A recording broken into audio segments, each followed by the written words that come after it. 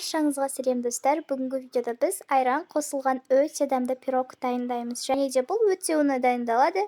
Күнделікті тұрмыста жасасаңыздар болады. Ендеше кеттік. Ең алдымен бізге керек заттармен таныстыра кетейін. 1 стакан айран, 2 дана жұмыртқа, және де қант керек. Одан соң сахарная пудра, сода, және де миксер.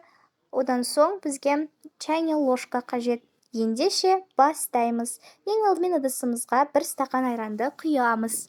Оны құйғаннан кейін 2 дана жұмыртқаны саламыз. Жарып саламыз міндетті түрде.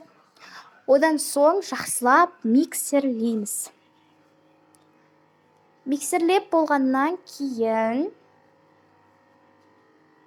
үстіне қант саламыз. Қантты салғаннан кейін жақсылап миксерлеп аламыз. Енді үстіне сода саламыз.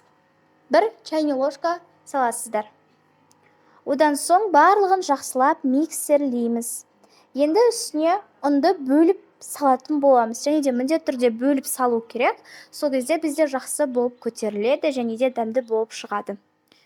Бірнеше бөлікке бөліп салу керек. Жақсылап миксерлеп алып отырамыз. Енді жақсылап миксерлеп болғаннан кейін ыдысымызға пергамент төсейміз, немесе майлап аласыздар. Енді мен майлап алдым, және де қазір тестамызды құямыз. Құйып болғаннан кейін осы тестамызды енді 180 градуста 30 минут көлемінде пісіріп аласыздар. Өте дәмді болып шығады әрине. Және де бірден пештен шығармаңыздар, әйтпесе не болып кетуі мүмкін. Видеода көрсетілгендей етіп көтерілгені түсіп кетуі мүмкін, сол үшін бірден шығармау керек. Және де бетіне сахарная пудра себеміз. Және де өздеріңіз қалағандарыңызша безендірсеңіздер болады. Мен осылай жүрек салып қойдым. Міндетті түрде видеоға лайк басып кетіңіздер. Сау болыңыздар.